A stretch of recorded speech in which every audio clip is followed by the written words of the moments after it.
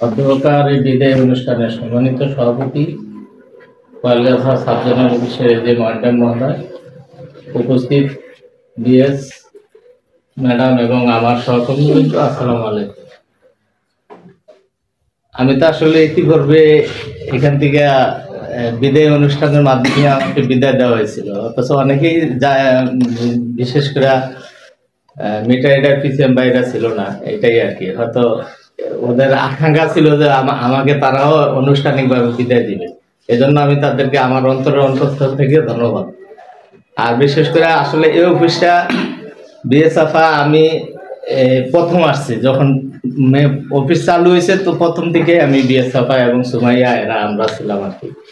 সুমাইয়া অনেক ভালো মেয়ে, সুমাইয়ার জন্য মানে আমার নিজেরও মানে অনেকটা মানে ছোট বোনের মতো, বা আমার সুমাইয়ারে অনেক ক্ষেত্রেই দেখলে মনে হতো যে আমার বড় মেয়েটা ওর মতোই দেখতে।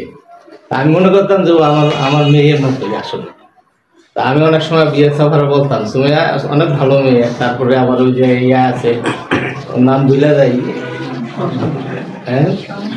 সন্না, এরা আসলে অনেক ভদ্র।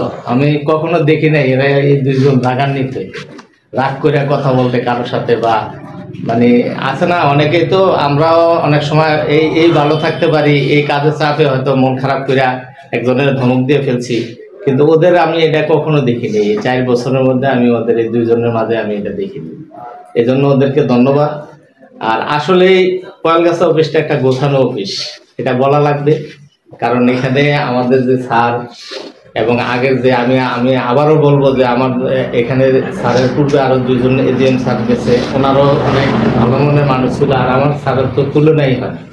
স্যারের সবসময় মানে ঠান্ডাভাবে অফিস চালানোর যে স্যারের একটা দক্ষতা, স্যারের চাকরি কিন্তু বেশি দিন না, হয়তো স্যারের 6 বছর বা 7 বছর পরছে, এরকমই হতে পারে।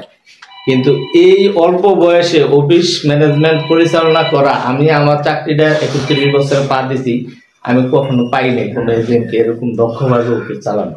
হ্যাঁ, স্যার যদি ভালোভাবে অফিস না চালাইতো, স্যার যদি আমাদেরকে ভালোভাবে হ্যান্ডেলিং না করতো, তাহলে আমরাও ঠিক থাকতে পারতাম না। স্যারের এই যে স্যারের দক্ষতা, এটা মানে প্রশংসনীয়। এটা আমি সব জায়গায় বলি, আমি আবারও বলি যে স্যারের এটা মানে স্যার ধরে রাখতে পারলে স্যারের ইনশাল্লাহ আরো অনেক অনেক উপরস্থলে যাওয়া স্যারের জন্য সহজ হবে।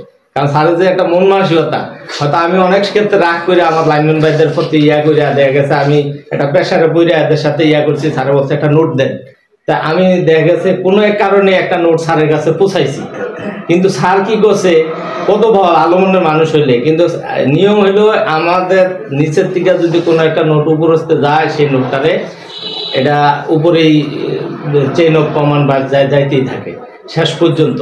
কিন্তু দেখা গেছে স্যার এটা আমিও দিয়া নিজের থেকেই মানে ভয় পাইতেছি যে এটা হয়তো একটা অ্যাকশানে চলে যাবে। আমার এক লাইনম্যান ভাইয়ের বিরুদ্ধে দেওয়া হয়েছিল। যাই হোক, এটা রাগের বশবর্তী স্যারে দেখা গেছে 3-4 দিন পরে নোটটা আবার আমাকে দিয়ে দিছে। এই যে স্যারের মন মানসিকতা, এটা কিন্তু কখনো আমি আর পাইনি যে মধু সাহেব ধরেন এটা রাখে দেন। তা আমি এটা স্যারের দেওয়ার পরে আমি হাসতে হাসতে বাইরে আসি যে এই যে স্যারের মন মানসিকতা, এইটাই হলো ম্যানেজমেন্ট, যে ভালো ম্যানেজমেন্টের অংশ। যাই হোক, আমার বিএসএফআ এই অফিসের জন্য অনেক বকেয়ার জন্য অনেক করছে। বিএসএফআ আমি দেখা গেছে আমার স্মরণ না থাকলে বিএসএফআ স্মরণ করে দিছে, বা বিএসএফআ জানে না আমি বকেয়া করে নিছি। তা একটা বড় মানের একটা ক্ষতি হয়ে গেছে। আমি মনে করবো এই অফিসে বিএসএফআ চলে যাওয়াতে বকেয়ার জন্য, সেটা আপনারা ধরে রাখবেন, আমার স্যারকে সহযোগিতা করবেন, এটা আমার অনুরোধ রইল। পিডিএসটা আমাদেরই, এখানে ভালো হইলেও আমাদের এই একেরই সুনাম হবে, খারাপ হইলে একেরই খারাপ হবে, এটা সবাই মানতে হবে। এটা পিডিএস এখানে বড়ুরা ভালো হবে, কয়েলগাছা খারাপ হবে, এরকম চিন্তা করার প্রয়োজন নেই। আমাদের চিন্তা থাকবে যে আমরা কয়েলগাছা ভালো ছিল, আরো যেন ভালো হয়, সবাই স্যারকে সহযোগিতা করবেন। কিন্তু স্যার যখন এই অফিসের সিস্টেম মেইন হইলো দুইটা, একটা বকেয়া, একটা সিস্টেম লস। এই দুইটা জিনিস যদি নিয়ন্ত্রণে থাকে, সবাই ভালো থাকতে পারবে। স্যার ভালো থাকবে মানে অফিসটা ভালো থাকবে। এটা সবাই চিন্তা করে কাজ করবেন, এটা আমি উপদেশ করবো। আমি তো এই বিদায়ী অনুষ্ঠানে এটা বলা ঠিক না, তাও বলে যাইতেছি, কারণ হলো স্যারকে সহযোগিতা করবে।